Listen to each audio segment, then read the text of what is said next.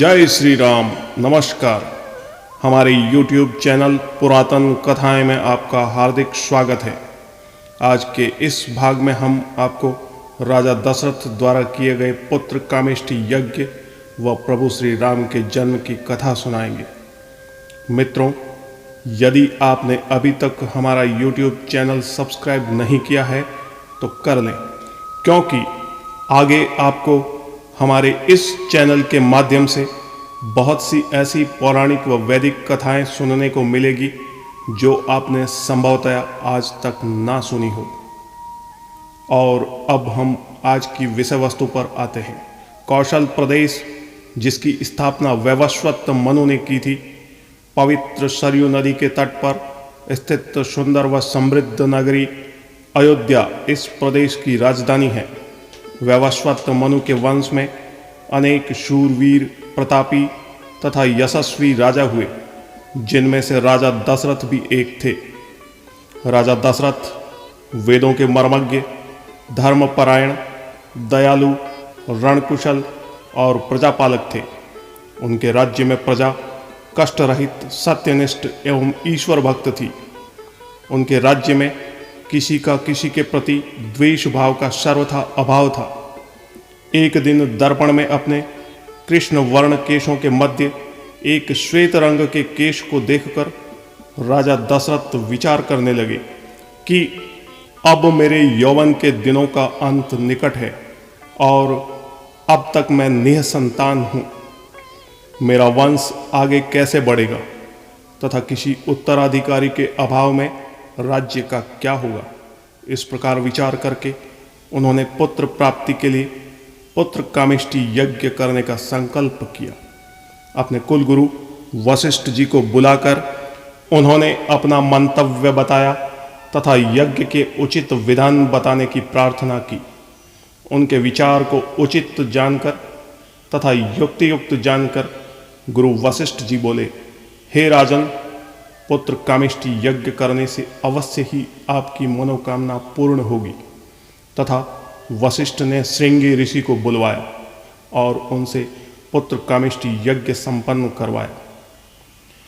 यज्ञ की ज्वालाओं में स्वयं अग्निदेव ने प्रकट होकर प्रसाद चरा दशरथ को दिया।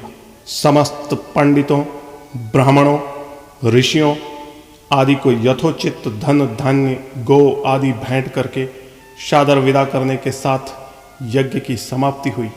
राजा दशरथ ने यज्ञ के प्रसाद चरा को अपने महल में ले जाकर अपनी तीनों रानियों में वितरित कर दिया।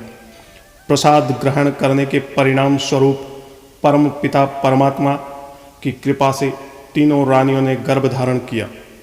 जब चैत्र मास के शुक्ल पक्ष की नवमी तिथि को पुनर्वसु नक्षत्र में सूर्य, मंगल, शनि, बृहस्पति तथा शुक्र अपने अपने उच्च स्थानों में विराजमान थे, कर्क लग्न का उदय होते ही महाराजा दशरथ की महारानी कौशल्या के गर्भ से एक शिशु का जन्म हुआ, जो श्याम वर्ण, अत्यंत तेजोमय, परम कांतिवान तथा अद्भुत सौंदर्यशाली था।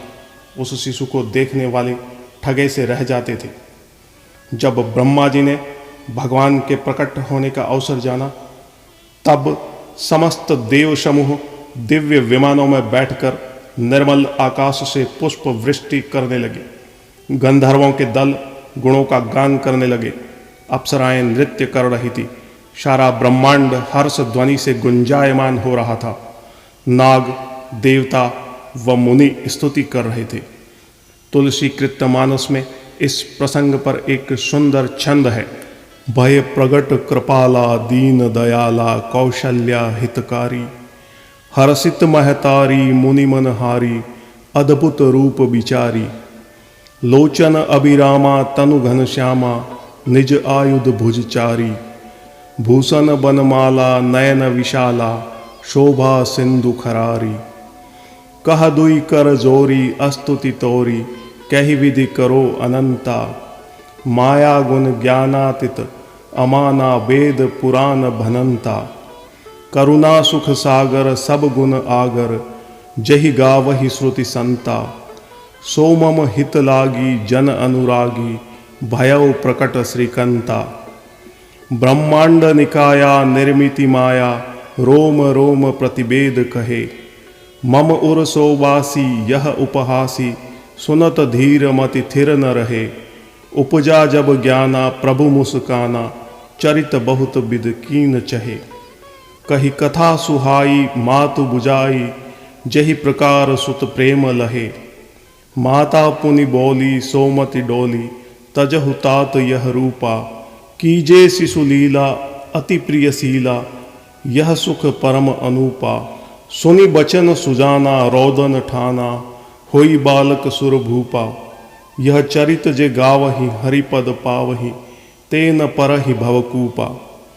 अर्थात दीनों पर दया करने वाले माता कौशल्या के हितकारी प्रभु प्रकट हुए हैं। मुनियों के मन को हरने वाले उनके अद्भुत रूप का विचार करके माता हर्ष से भर गई।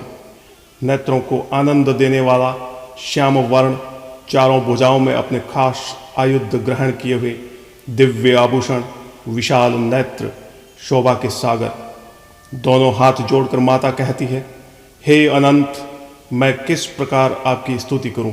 वेद पुराण आपको माया, गुण व ज्ञानातीत व परिमाण रहित बताते हैं। संत जन सुख सागर व गुण निदान कहते हैं। वहीं लक्ष्मीपति मेरे कल्याण के हेतु प्रकट हुए हैं। आपके एक एक रोम में कई कई ब्रह्मांड समाये हुए हैं, और आप मेरे गर्भ में रहे, इस बात को सुनकर धीर बुद्धि मनुष्य की भी बुद्धि स्थिर नहीं रहती। तब प्रभु मुस्कुराते हैं और माता के मन में अलौकिक ज्ञान उत्पन्न होता है, और माता को समझाते हुए कहते हैं, जिससे उन्हें वात्सल्य प्राप्त हो सके। यह सब देखकर माता का विवेक डोलने लगता है। तब वह कहती है, हे पुत्र, यह सब छोड़कर बाल लीला करो, वह बहुत सुखदायी होगा। माता के वचन सुनकर देवताओं के स्वामी बालक की तरह रोने लगते हैं। तुलसीदास जी कहते हैं, जो इस चरित्र का गान करते हैं तथा कथा का श्रवण करते हैं, वे व्यक्ति संसार रूपी कुएं में नहीं गिरते हैं। प्रभु के जन्म अर्थात राजा दशरथ के पुत्र जन्म के समाचार से समस्त अयोध्या नगरी में उत्सव का वातावरण है, और सारी अयोध्या नगरी व राजमहल उत्सव मना रहा है। सब आनंदित है, नृत्य व गायन चल रहा है, सब आनंदमग्न हैं। राजा ने याचकों ब्राह्मणों को वस्त्र व धन धान्य व गोदान दिया। कौशल्या के पश्चात केकई ने एक व सुमित्रा ने 2 पुत्रों को जन्म दिया। अयोध्या ही नहीं, समस्त ब्रह्मांड इन चारों भाइयों के जन्म से आनंद में डूबा हुआ था। निसंतान राजा दशरथ का महल 4 राजकुमारों की किलकारी से गूंज उठा। हर कोई अपनी सुध बुध खो चुका था। सब इतने आनंदमग्न थे। इस बात का सुंदर चित्रण तुलसीदास जी ने इस दोहे में किया है। मास दिवस कर दिवस भा, मरमन जानई कोय। रथ समेत रवि थकेउ, निशा कवन विधि होय। अर्थात महीने भर का दिन हो गया। सूर्यदेव अपने रथ सहित रुक कर आनंद ले रहे थे, फिर रात्रि कैसे होती। यह सब सुंदर वृतांत सुनाकर महादेव माता पार्वती से कहते हैं, तुम्हें एक चोरी की बात बताता हूँ। मैं व काकभूषणी दोनों मनुष्य रूप में वहीं उपस्थित थे, पर हमें कोई नहीं पहचान पाया, क्योंकि हर कोई उस क्षण का आनंद ले रहा था। इससे आगे की कथा हम आपको अगले भाग में सुनाएंगे। आपको हमारा यह वीडियो कैसा लगा, लाइक करें, कमेंट्स बॉक्स में अवश्य लिखें। धन्यवाद।